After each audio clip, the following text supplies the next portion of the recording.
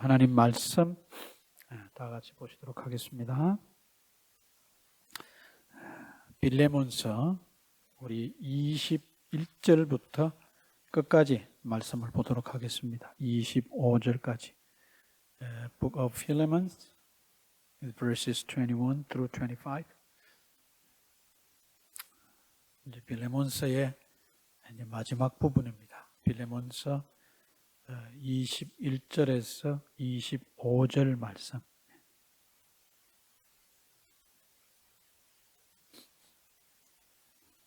뜻을 생각하시면서 같이 읽겠습니다. 시작.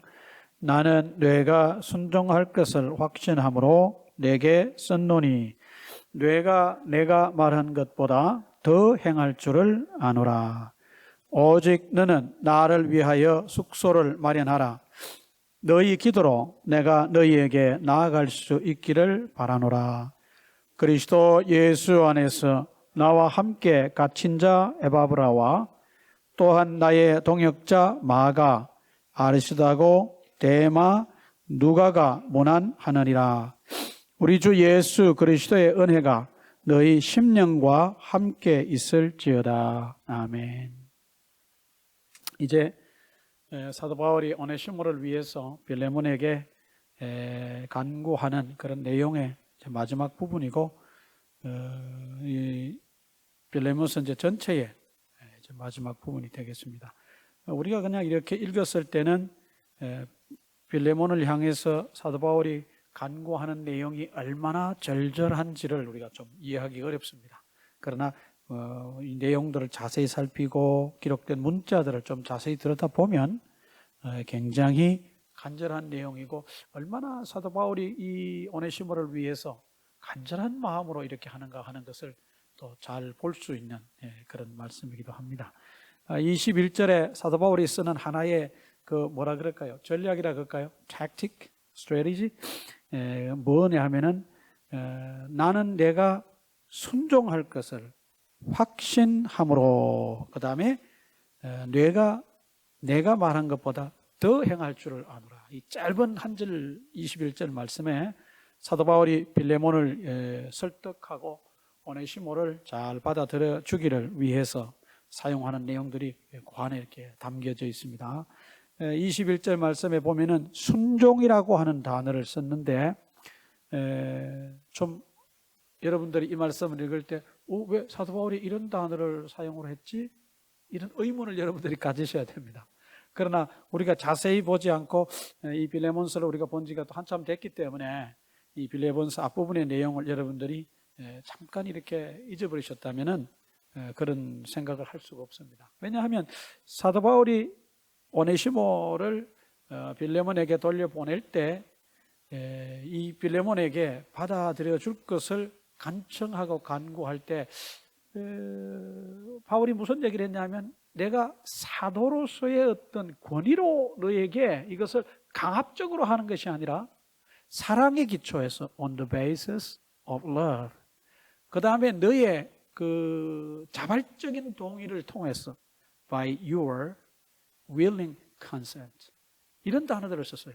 이런 표현들을 썼습니다. 그러니까 이 일이 굉장히 중요하기 때문에 오네시모를 너한테 다시 돌려보내고 그를 잘 이렇게 받아주기를 내가 간청하는데, 그것을 정말 내가 사도의 권위를 가지고 이거 이렇게 했으면 좋겠다 이렇게 명령적으로 할 수 있어요. 사실은 그것이 무슨 사회적인 어떤 그런 그 뭐랄까요, 랭킹에서는 그런 것이 소셜 랭킹이 아니라, 히에라키가 아니라 사도로서의 어떤 영적인 권위를 가지고 as an apostle, he can say like that. 그냥 강압적으로 푸시할 수도 있고 강요할 수도 있었습니다.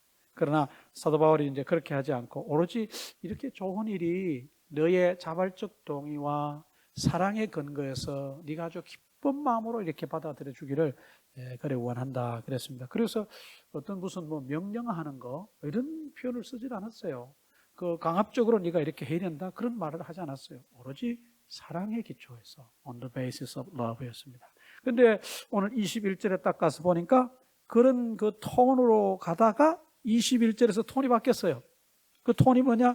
순종이라고 하는 단어를 썼고 확신이라고 하는 단어를 쓰고, 그 다음에 내가 요구하는 것보다 네가 더 순종할 줄을 믿는다, 행할 줄을 믿는다라고 하는 이런 표현들이 지금까지와는 분위기가 싹 이렇게 달라지는 겁니다. 그러니까 이렇게 왔다면 이번에 확 이렇게 뛰는 거라고 이렇게 볼 수 있습니다. 이렇게 감정적인 어떤 톤이 이런 어떤 내용들을 통해서 사도 바울은 이제 더 적극적으로 이 편지의 이제 마지막 부분이지 않습니까? 적극적으로 빌레몬이 오네시모를 받아들이는 문제를 진지하게 생각하고 심각하게 여기고, 이것을 단순히 어떤 그 인간적인 어떤 그런 차원이 아니라 이것을 더 높여서 하나님의 말씀의 차원에서 복음을 순종하는 차원에서 생각해 주길 바라는 마음에서 순종이라고 하는 말을 썼다.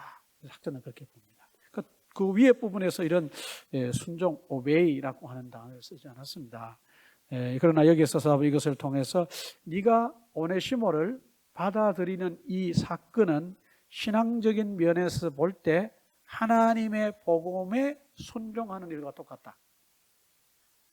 더 나아가서 이것은 하나님의 뜻을 순종하는 그런 중요한 사건과 같은 것이다. 그래서 그는 이 순종이라고 하는 말을 썼다 그랬습니다. 지난번에 설교에서는 제가 그런 말씀을 드렸습니다. 오네시모가 잠시 빌레몬을 떠난 것, 그것이 문자적으로는 표현이 안 됐으나 이렇게 떠나게 된 것 자체가 하나님의 뭐였다? 섭리고, 어떻게 보면 하나님께서 오네시모를 향한 계획이었다, 이렇게 암시되는 그런 내용이 있었다 그랬습니다. 잠시 떠나게 된 것은 그렇게 했습니다. 오네시모를 빌레몬으로부터 떠나게 하는 것은 물론 오네시모 자신의 어떤 행동에 의해서 떠나게 된 것이나 그 이면에 그 모든 행동을 컨트롤하고 그 모든 것들이 무엇에 의해서 섭리가 되었는데, 그 섭리가 뭐냐? 하나님의 섭리다. 그때 제가 그렇게 말씀을 드렸습니다. That wasn't God's involvement. God separated Onesimus from Philemon. 그때 제가 간단히 설명을 했어요. 그러니까 이런 내용들을 이미 사도 바울이 앞에서 전제했기 때문에 오네시모를 받아들이는 것, 하나님의 섭리에 의해서 오네시모가 너로부터 떠나서 어떻게 해서 감옥에 있는 나에게까지 와서 내가 그를 만났고 내가 그에게 복음을 전해서 지금은 하나님을 잘 믿는, 예수 믿는 사람, 나와 함께 복음의 일을 같이 힘쓰는, 어떻게 보면 코워커, 펠로워커가 된 거나 마찬가지인데, 이런 일련의 모든 것들이 다 하나님의 뜻에 의해 된 거라, 그 얘기입니다. 사도 바울의 얘기가. 그렇다면 이렇게 하나님의 뜻에 의해서 일련의 모든 일이 오네시모에게 일어났는데, 이런 오네시모를 내가 너에게 돌려보냈을 때 네가 이것을 거절한다는 것은 궁극적으로 말하면 오네시모를 보낸 나를 거절한 것임과 동시에 누구의 뜻을? 오네시모의 삶에 개입하신 하나님의 뜻을 거부하는 거나 마찬가지다. 그것을 순종하지 않는 것과 마찬가지다. 그러니 네가 이 문제를 단순한 인간적인 차원에서 생각하지 마라, 그 얘기입니다. 인간적으로 생각할 때는 오네시모를 받아들이기가 매우 어려울 겁니다. 제가 말씀을 드렸지만 그 당시 그리스 로마 문화 속에서 도망친 종, 하여튼 주인을 떠난 종은 어떻게 해서 다시 돌려보내졌을 때에 주인이 그 종을 마음대로 할 수 있는 권한이 있었어요. 그 당시에 종은, 노예는 주인의 소유물이었어요. 자기의 소유물 하나를 그냥 처리하는 거예요. 그 당시 그런 문화적 배경에서 본다면 빌레몬도 똑같은 사람인데 그가 예수 믿는 사람으로서 예수 그리스도의 제자이긴 하나 인간적인 어떤 그런 면들은 다 그대로 갖고 있을 텐데, 어느 날 오네시모가 나타났을 때 과연 그를 어떻게 받아들일까 하는 것은 우리가 인간적으로 생각해 본다면 굉장히 어려운 얘기예요. 그 당시 문화에 의해서 오네시모를 처리한다면은 그에게 어떤 체벌이라든지 더 나아가서는 죽일 수도 있는 권한이 주인에게 있었어요. 그런 일이 얼마든지 벌어질 수 있는 겁니다. 그런 상황에서 지금 사도 바울은 그 당시 문화를 너무 잘 알고 있었고, 사람이라는 존재가 어떤 감정적인 존재인가 를 잘 알기 때문에 지금 여러 가지 방법을 통해서 이 빌레몬을 설득하는 겁니다. 그러니까 이 문제를 인간적인 어떤 종의 문제, 노예 오네시모의 문제가 아니라 예수 그리스도 안에서 이것이 하나님의 섭리에 의해서, 하나님의 계획하심에 의해서, 하나님의 뜻에 의해서 되어진 일이라고 네가 한번 생각을 해봐라 이 얘기입니다. 그랬을 때 과연 이게 하나님의 뜻이라면 네가 이 문제를 쉽게 함부로 처리하지 못할 것이다. 더 진지하게 오네시모를 바라보게 될 것이고 예수 그리스도 안에서 먼저 용서함을 받은 자신의 삶의 어떤 모든 것들을 돌아보게 될 것이라는 겁니다. 근데 그런 것들을 총체적으로 이렇게 봤을 때 어떤 감정이라고 하는 한 단면에 의해서만 일을 처리하는 것이 아니라 신앙적인 면에서 냉정하게 그 모든 것들을 좀 마음이 내려놓고 오네시모를 바라볼 때 뭔가 달라지는 모습을 볼 수 있지 않겠냐 그런 얘기예요. 어떻게 보면은 하나님께서 바울을 통해서 하신 말씀이지만 이런 말씀을 기록하고 이런 말씀을 통해서 빌레몬을 설득하는 사도 바울의 어떤 그런 신앙적인 모습이 굉장히 아주 도전이 되고 굉장히 아주 의미가 깊다 이런 생각을 합니다. 그리고 그 뒤에 가서 뭐라고 얘기하냐면 확신한다 그랬습니다. 쐐기를 박는 얘기예요. 네가 순종할 것을 나는 하나도 의심을 하지 않는다. 이렇게 할 때 이런 말을 들었을 때 상대방이 어떻게 할까요? 순종 안 할 수가 없는 거죠. 순종을 안 할 수가 없도록 그렇게 한 거예요. 그러면서 여기에다가 더 확실한 쐐기를 박는 것이 뭐냐면 뇌가 내가 말한 것보다 더 행할 줄을 내가 한다 그랬습니다. 그러니까 이것이 어떤 뭐 과장해서 하는 표현이 아니라 사도 바울이 실제적으로 예수 그리스도 안에서 빌레몬을 잘 알고 있기 때문에 그의 인성이라든지 그의 어떤 신앙적인 그런 품성 이런 것들을 다 고려했을 때 자기가 한 거에 대해서 더 행할 줄을 아노라라고 이제 그렇게 확신을 합니다. 이런 말을 들은 이런 편지를 읽은 빌레몬은 이 오네시모 문제를 개인적 감정 차원에서 처리하지 않았으리라 생각을 합니다.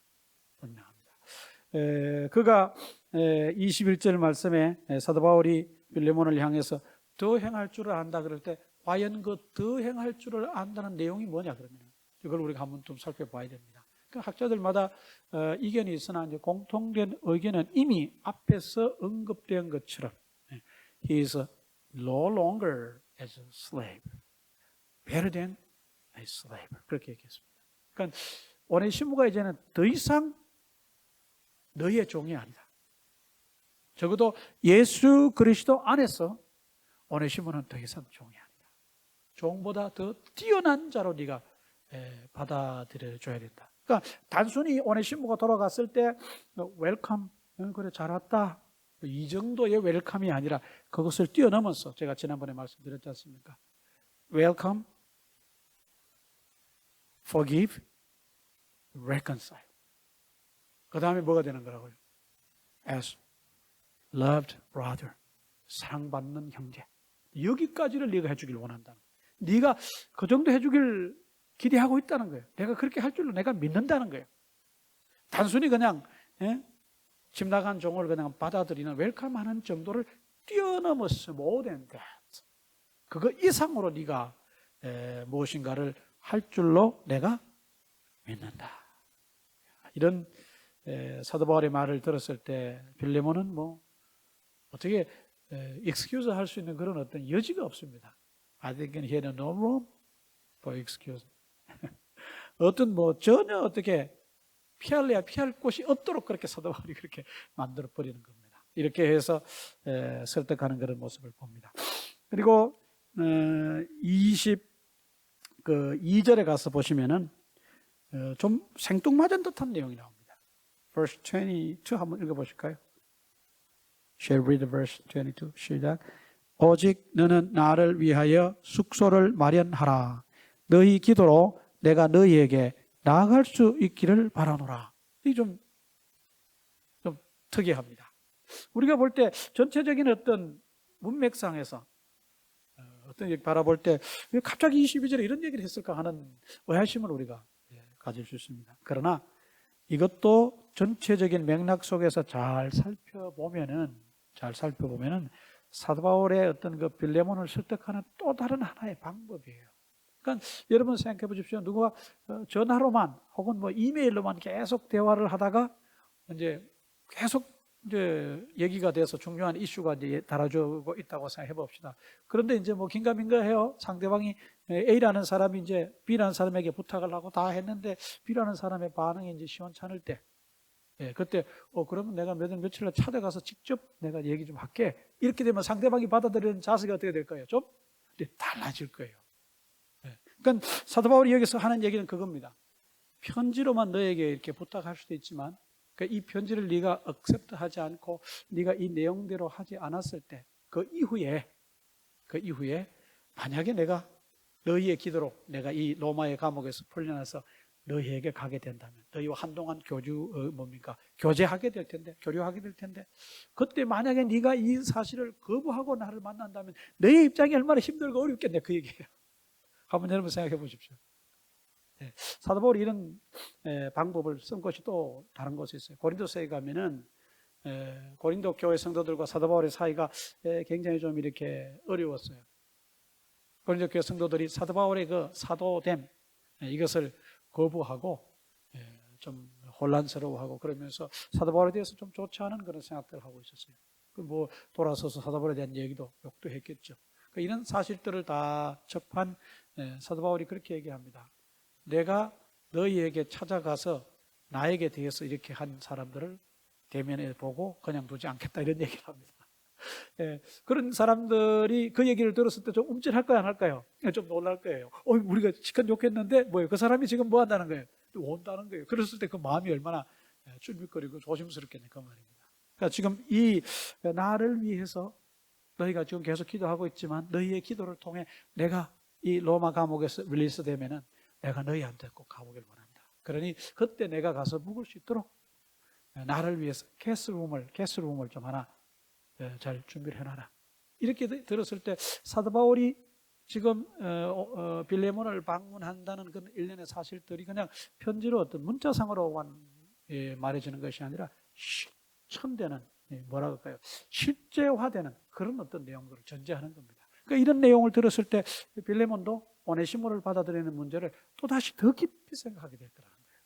이것이 우리 볼 때는 그냥 단순히 그가 이 빌레몬을 방문할 계획을 가지고 있구나 이렇게 생각할 수 있는데 그것을 넘어서서 이 계획을 얘기하는 것 자체가 빌레몬을 설득하는 또 하나의 방법이라 그 얘기입니다.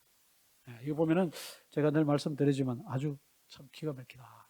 이게 참 너무너무 좀 논리가 정연하고 어떤 그 감정적인 것 또 어떤 논리적인 것 또 그 이외의 어떤 방법들을 이렇게 동원해서 한 사람 오네시모를 받아들여지게 하기 위해서 얼마나 사도 바울이 노력을 하는가, 왜 쓰는가, 한 사람의 영혼에 대해서 얼마나 이렇게 깊이 생각하고 소중하게 생각하는가, 또 예수 안에서 서로 주인과 노예의 상태에 있다가 노예가 주인을 떠나서 다시 돌아왔을 때 그 생겼던 인간적인 감정의 앙금들을 해결하기 위해서 얼마나 사도 바울이 치밀하게 노력하는 것을 보면서 이런 모습들을 우리가 예수 믿는 우리로서 예수님을 닮아가는 우리로서 많이 좀 배우고 훈련받아야 되는 부분이 아니겠나 그런 생각을 해봅니다. 그러면서 너희 기도로 내가 너희에게 나아갈 수 있기를 바란다 그랬을 때 이 기도는 그 당시에 어떤 교통수단이 발달되지 않던 그런 상황에서 서로가 서로 간에 어떤 그 교통할 수 있고 서로가 하나라는 것을 확인할 수 있는 유일한 방법이 하나는 뭐냐면 서로를 위한 기도예요. 아주 중요한 방법이죠. 우리가 한국에 있는 가족들이나 친한 사람들 혹은 미국에 있지만 멀리 떨어져 신앙생활하는 분들을 위해서 우리가 자주 찾아가서 격려하고 식사하고 그럴 수는 없지만 뭐는 할 수 있어요. 그 사람들을 위해서 기도는 할 수 있거든요. 늘 그 사람들을 우리의 마음에 품고 기도하고 그 사람들을 기억할 수는 있습니다. 이것이 기도의 끈이, 기도의 줄이 이 감옥에 있는 사도 바울과 지금 멀리 떨어져 있는 골로새라고 보는데 골로새에 있는 빌레몬을 비롯한 그 교회의 성도들과의 그 줄이에요. 이어주는 connecting rod이에요. 와프다. 그냥 그거 끊어지면 사실은 이 사람들은 남남이 될 수밖에 없어요. 그렇지만 사도 바울이 그들을 향해서 늘 위해서 기도하고 있고 그들이 감옥에 가 있는 사도 바울의 석방을 위해서 늘 기도하고 있다면 서로 기도를 통해서 이 사람들은 연결된, 커넥티드 되어 있는 거예요. 아주 중요한 그런 내용이죠. 그러니까 지금 이런 부탁을 하는 사도 바울이 로마에 멀리 떨어져 있기 때문에 보이지 않지 않습니까? 그래서 그의 어떤 이런 뭡니까?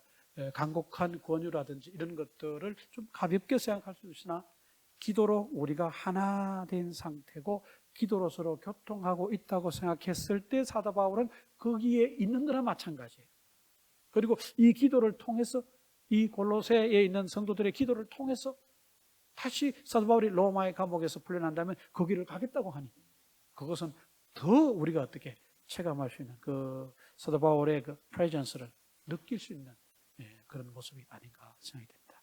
그 다음에 보시면 이제 편지가 거의 뭐 마무리되는 듯한 느낌인데 23절, 24절에 보면은 몇 사람을 또 소개합니다. 이런 사람들이 문안을 한다 그렇게 했습니다.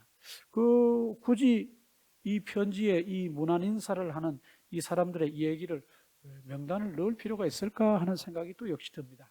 그러나 이건 역시도 매우 중요하다 그런 생각이 듭니다. 왜냐하면 23절에 어떤 사람을 소개하는데 그 사람이 누구냐면 에바브라입니다. 에바브라입니다. 그러니까 이 에바브라를 소개하는데 뭐라고 소개했냐면 그리스도 예수 안에서 나와 함께 갇힌 자 에바브라라고. 그 에바브라를 설명하는 말이 굉장히 길어요. 그러니까 에바브라가 자기의 fellow prisoner in Christ. 그래서 예수 그리스도 안에서 자기의 동료 죄수다 그래 얘기해요. 그러니까 에바브라가 뭐를 잘못한 건 없지만 그가 이 사도 바울이 있는 감옥에 스테이하면서 죄수 아닌 죄수가 된 거라 그 얘기입니다. 쉽게 말하면. 그러면 왜 사도 바울은 그 밑에 또한 나의 동역자 마가, 아르시다고, 데마, 누가라는 사람이 나오는데 네 사람이 더 나오는데 왜 그 사람들을 나중에 하고 에바브라를 제일 앞세워 얘기했을까? 왜 그를 소개할 때 그리스도 예수 안에서 나의 동료 죄수가 된 에바브라라고 소개를 했을까? 이건 역시 사도 바울이 빌레몬을 설득하기 위한 또 다른 하나의 그 팩트를 이용한 방법입니다. 여러분 잘 아시는 대로 신약 성경에 사도 바울의 13서신이 있는데 그 서신들 중에 대부분은 교회를 향해서 써서 보낸 서신들이에요. 근데 그 중에 사도 바울이 개척하지 않은 교회가 있어요. 가장 대표적인 교회는 뭐냐면 이 로마서 16장을 써서 로마에 있는 성도들에게 써서 보냈는데 그 로마 교회는 사도 바울이 개척하지 않았어요. 개척자가 누군지 정확하게 알려지지 않습니다. 또 하나 골로새 교회도 역시 사도 바울이 복음을 전해서 세워진 교회가 아니에요. Church in Colossae. 그 교회도 사도 바울이 포함했다고 보지 않습니다. 그 누가 그 교회를 개척했느냐?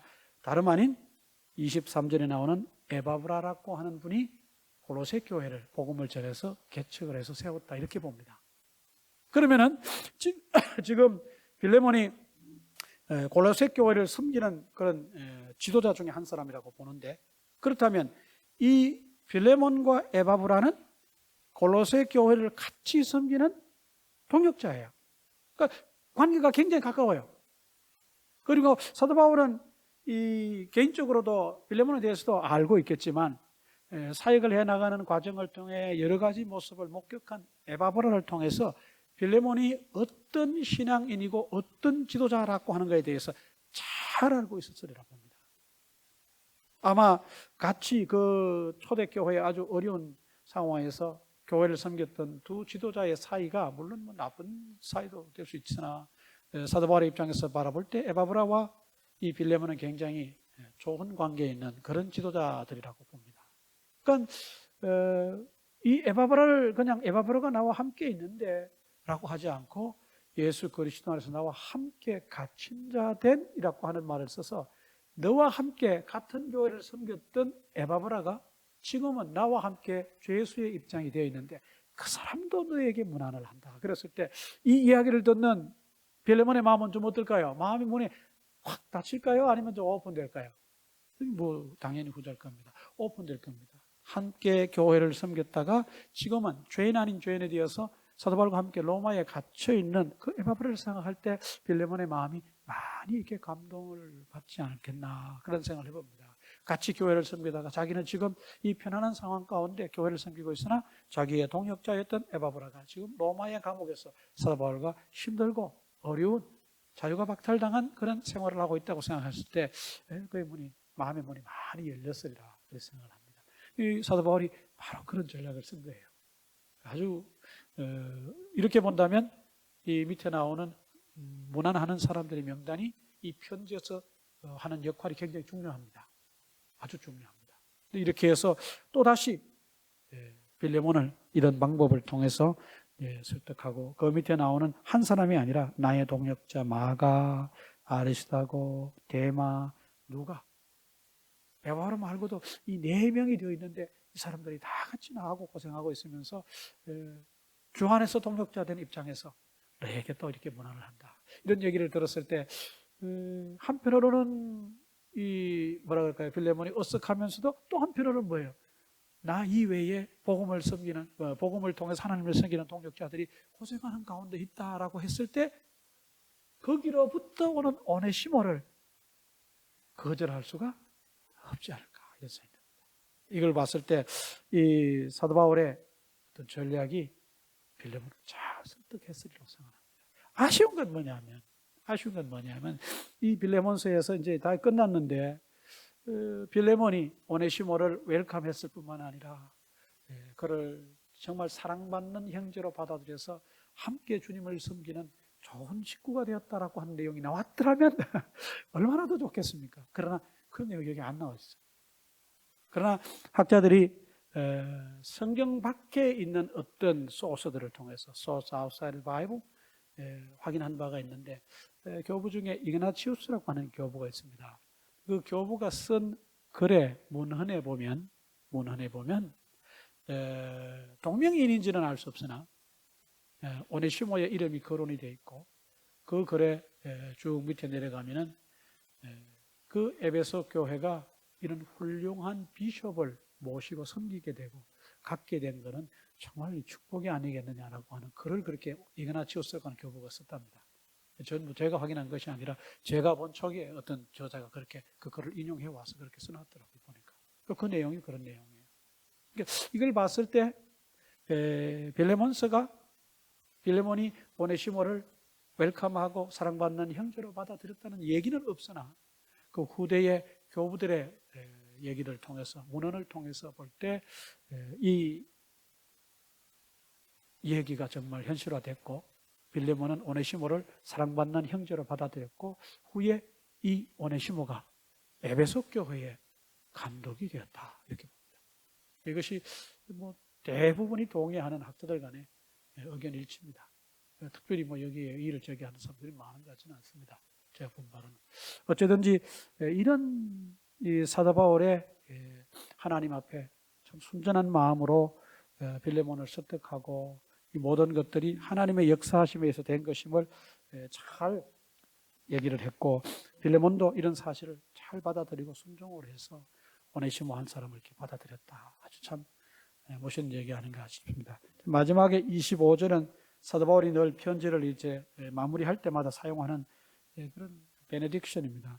우리 주 예수 그리스도의 은혜가 너희 심령과 함께 있을지어다 그랬는데 사도 바울이 그리스도의 은혜를 언급했고 이 은혜가 어디서 오는 것이냐? 예수 그리스도로부터 오는 것이다 그랬습니다.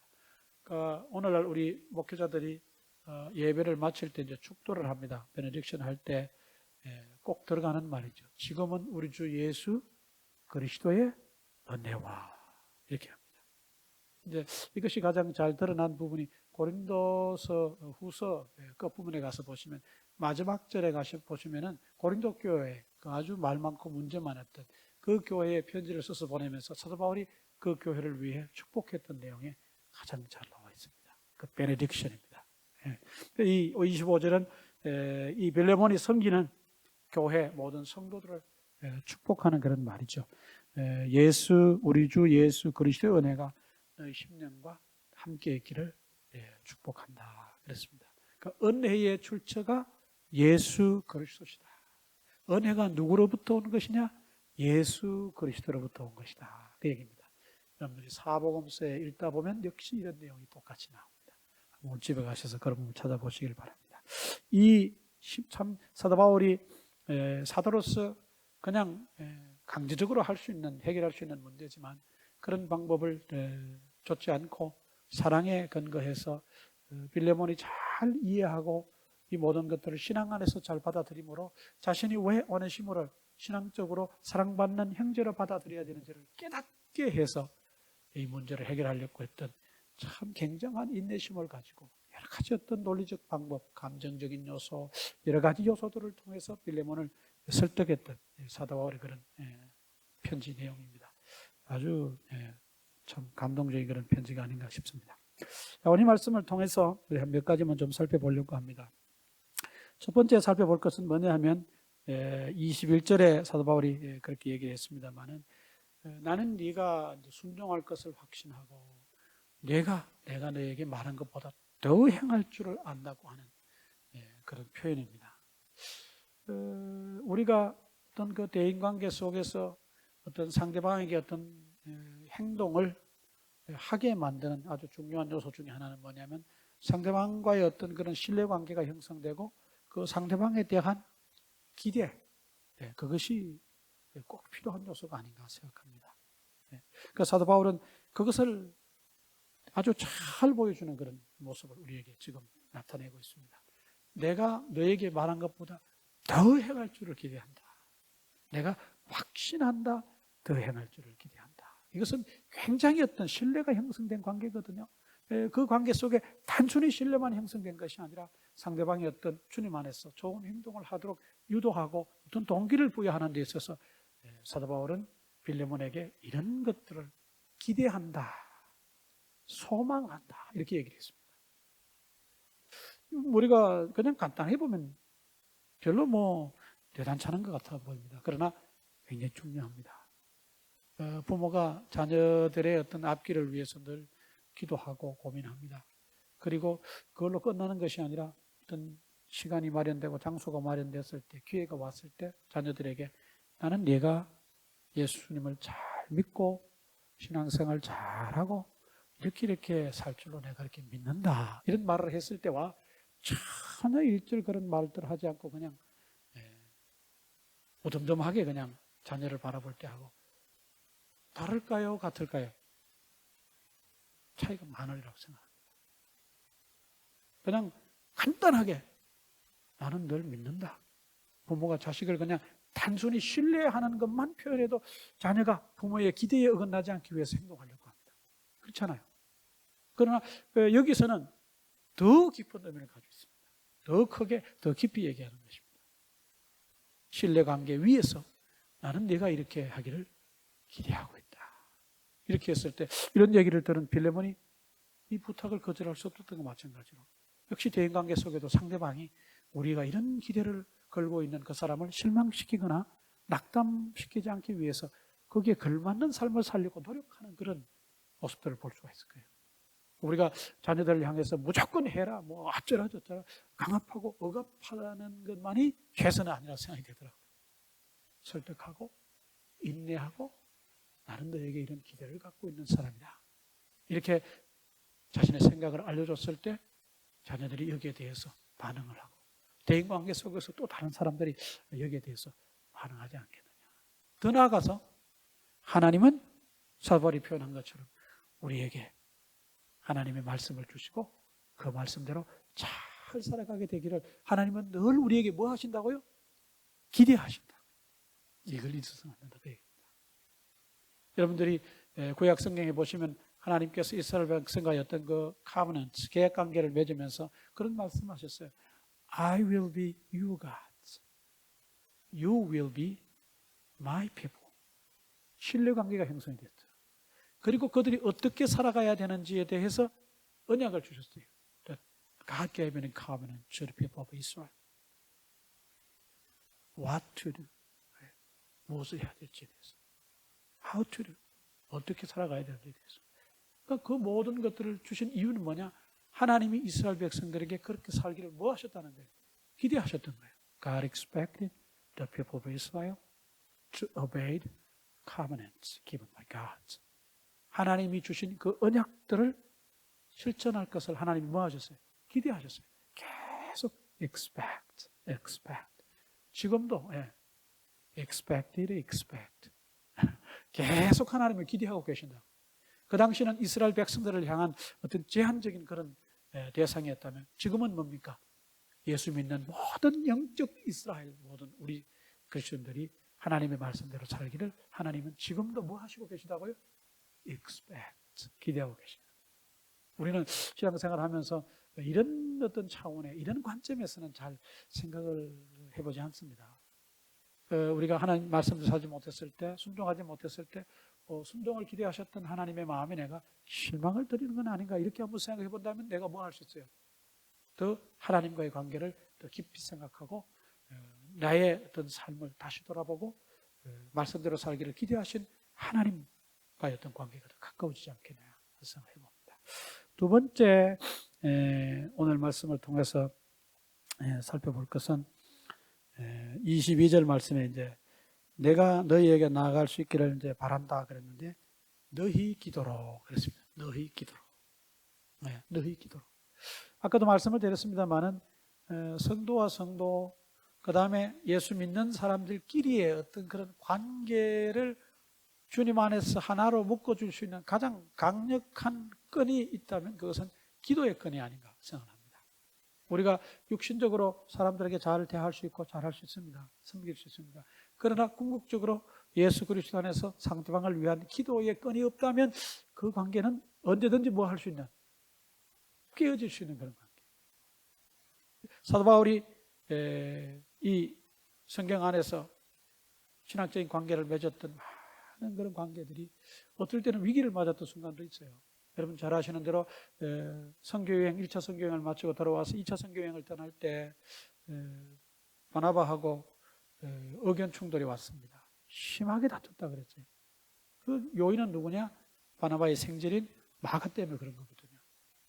그런데 만약에 사도 바울이 인간적으로 거기서 감정적으로 심하게 다투고 마가 그놈은 나쁜 놈이야 쉽게 말하면 이제 그리고 그를 두둔하는 바나바도 이제는 내가 상종 안 하겠어 이렇게 했다면은 그 관계는 그냥 성경에서 끊어지고 단절됐을 거예요. 그러나 성경을 이렇게 우리가 보다 보면은 그들의 얘기가 다시 나오고 결국은 사도 바울이 뭐라고 얘기합니까? 마가를 내게 데려오라 그런 얘기를 합니다. 그 말은 뭘 뜻하는 거예요? 지금 주님 안에서 한때 그런 어떤 감정적 어떤 그 앙금이 있었으나 그 모든 것이 잘 해결돼서 이제 마가와도 좋은 관계이고 마가를 두둔했던 바나바와도 좋은 관계로 돌아섰다는 걸 말합니다. 그러니까 그런 어떤 일련의 모든 관계가 영원히 한번 감정적인 어떤 일로 단절되지 않고 살아있게 된 것은 저는 사도 바울이 그들을 향한 지속적 기도가 있었지 않겠나 생각을 해봅니다.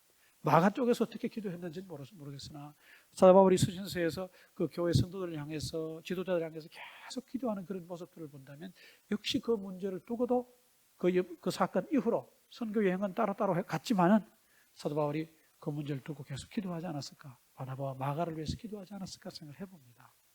그래서 그런 어떤 관계를 하나로 묶어줄 수 있었던 것은 결국은 기도의 건이었다. 부모와 자녀 간의 관계 혈연으로 묶어지는 아주 굉장히 끊을래야 끊을 수 없는 우리 세상 사람들은 천륜이라고 하는 말로 그렇게 묶습니다. 그렇잖아요?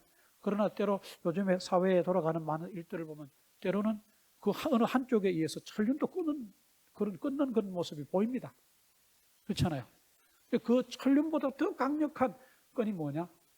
기도의 끈이 아닌가. 부모는 자녀를 위해서 기도하고 자녀들은 누구를 위해서 기도하고 부모를 위해서 기도하는 그런 어떤 영적인 그런 강력한 끈이 기도의 끈이다. 한번 여러분 잘 생각해 보시길 바랍니다. 여러분은 그런 강력한 그런 기도의 끈을 얼마나 많이 가지고 있습니까? 저도 이렇게 미국에 살면서 한국에 어머니도 계시고 형제들도 있고 또 아는 많은 지인들도 있는데 참 그들을 위해서 일일이 다 기도한다는 것이 결코 쉬운 일이 아닙니다. 시간을 내서 특별히 기도한다는 것은 더더욱 어려운 그런 어떤 현실인 것을 봅니다. 그런 가운데서 내가 그분들을 위해서 짧지만 늘 기도 가운데 그들을 기억하고 그들을 위해서 기도한다면 이것은 비록 우리가 physically, geographically 떨어져 있지만은 사실은 우리는 주 안에서 뭐예요? 같이 있는 거예요. 주 안에서. 중요한 원리라고 하는 거 여러분 잘 기도하시길 살펴보시길 바랍니다. 23절 이제 24절에 사도 바울이 자신의 동력자들을 이렇게 소개하는데 이것을 보면서 늘 느끼는 것은 뭐냐면 하나님의 일은 사람을 통해서 이렇게 진척이 되고 진행이 된다는 사실입니다.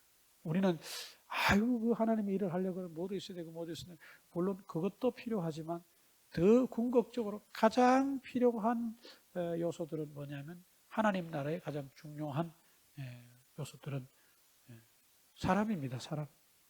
하나님께서 물론 사람 없이도 역사하시고 무에서 유를 창조하신 하나님 모든 걸 할 수 있지만 하나님께서 인간을 창조하시고 교제하시고 그 하나님이 모든 일들을 그 부족하고 연약하고 늘 죄에 넘어지는 유혹받는 그들을 통해서 이루어가기를 원하시는 걸 보면 하나님 역사의 가장 중요한 그 자원 중에 하나가 뭐냐면 사람, 휴먼 리소스라고 하는 걸 알 수 있어요. 그 사도 바울이 복음을 이렇게 전할 수 있었고 그가 물론 순교로 그의 삶을 마감했지만 그의 주변에는 늘 이와 같은 사람들이 있었습니다. 같이 있거나 떨어져 있거나 늘 그를 물질적으로 기도로 후원하는 사람들이 그 주변에 늘 있었어요. 만약에 이런 분들이 없었다면 안 계셨다면 사도 바울은 이런 복음 사역을 감당할 수 없었을 겁니다.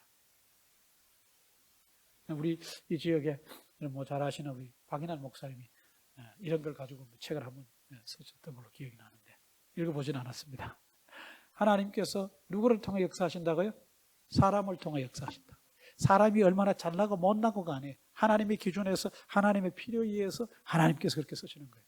사도 바울이 여기뿐만 아니라 로마서 16장에도 가면 역시 자기의 동력자들을 쭉 소개를 합니다. 그리고 그 동력자에 대해서 구체적인 소개도 하는 것을 봅니다. 누구는 나의 어머니와 같다고도 소개를 하는 여성 동력자들도 거기에 소개가 되어 있는 것을 봅니다. 그러니까 사도 바울이 복음을 전할 때 그의 주변에는 늘 이들이 함께 있었고 하나님께서는 이런 분들을 통해서 그분들이 잘났든 못났든 연약하든 강하든 간에 똑똑하든 못 똑똑하든 간에 그분들을 통해서 총체적으로 사도 바울이라고 하는 사람이 복음을 전할 수 있게 만들어 가셨던 모습을 봅니다. 이렇게 본다면 하나님께서는 사람을 통해서 일하시는 분이다. 그렇다면 하나님이 나를 통해서 무슨 일을 하시려고 계획하실 텐데 하나님께서는 나를 향해서 무슨 계획을 가지고 계시는가 하는 것을 여러분들이 살펴보셔야 됩니다. 내가 무슨 일을 함으로 어떻게 하나님 앞에 쓰임받음으로 하나님의 일에 내가 조인할 수 있을까? 동참할 수 있을까? 하나님의 영광을 위해서 내가 무엇을 감당해 나갈 수 있을까? 여러분들이 이 문제를 아주 진지하게 고민을 해 보셔야 될 줄로 믿습니다. 바로 오늘 이 빌레몬서가 이렇게 끝나면서 이런 중요한 내용들을 우리에게 알려주고 가르쳐주고 있습니다. 이제 그래서 이제 빌레몬서를 마칩니다. 빌레몬서를 마치면서 우리가 이제 다음 주부터 함께 또 살펴볼 말씀은 이 빌레몬서를 보면서 여러분들이 눈치를 채셨으리라 생각을 합니다만은 우리가 이 빌레몬서와 함께 봐야 될 서신서가 있는데 그것은 뭐냐면 골로새서입니다. 왜냐하면 빌레몬이 골로새 교회를 섬기는 지도자였고 아까 우리가 말씀에서 봤습니다만 23절에 나와 함께 우리 주 예수 그리스도 안에 갇힌 자 된 에바브라고 하는 분이 역시 골로새 교회를 개척을 하고 그 교회를 섬겼던 지도자인 것을 볼 수 있고 또 이 빌레몬서를 조금 더 깊이 이해하는 데 있어서 골로새서에 보면 어떤 내용들이 또 언급이 되는 곳이 몇 곳이 있습니다. 그런 부분들을 연계해서 볼 수 있는 부분이 바로 뭐냐면 골로새서입니다. 그럼 골로새서가 끝나면 어떻게 해야 되냐? 골로새서를 보면은 또 같이 보아야 될 서신서가 있는데 그건 뭐냐면 에베소서예요. 왜 에베소서냐? 골로새서에 나와 있는 내용과 에베소서에 나와 있는 많은 내용들이 사실은 오버랩되고 있어요. 어떻게 학자들이 왜 골로새서의 내용과 에베소서의 내용이 오버랩되느냐 이런 얘기를 합니다. 그래서 그런 부분들까지 쭉 살펴보려면 결국은 빌레몬서로 시작한 이 말씀이 어디까지 가야 되냐면 최소한 에베소서까지 가야 되는 거예요. 갈 길이 이제 멀긴 합니다만 그런 관점에서 앞으로 우리가 말씀을 계속 볼 테니까 이번 주 한 주간은 골로새서를 읽으시고 또 미리 읽으신다면 에베소서도 같이 읽으시면 골로새서 말씀을 이해하는 데 많이 도움이 되시리라 생각을 합니다. 기도하겠습니다. 하나님 아버지, 빌레몬서 말씀을 통해서 지금까지 여러 가지로 또 우리를 교훈하여 주시고 깨닫게 하시고 우리의 믿음을 돌아보고 나 자신을 돌아볼 수 있도록 또 이렇게 말씀을 주시니 감사를 드립니다. 이 모든 말씀들이 듣고 그냥 흘러가는 말씀이 아니라 성령께서 우리 안에 역사하심으로 말미암아 이 말씀이 우리 삶 가운데 실천되고 적용되고 순종하는 그런 말씀이 될 수 있도록 도와주시기를 원합니다. 아무리 좋은 말씀도 아무리 내가 감동을 받은 말씀도 내 삶 속에 참 실천하고 내 삶 가운데 순종하지 않는다면 아무 의미가 없는 일이라 생각합니다. 하나님 참 우리 심령 속에 주신 바 말씀이 기억되게 하시고 마음판에 새겨지게 하시고 성령님의 도전하심을 통해 순종하며 사는 저희들 되게 하여 주시기를 원합니다. 예수님의 이름으로 기도합니다. 아멘.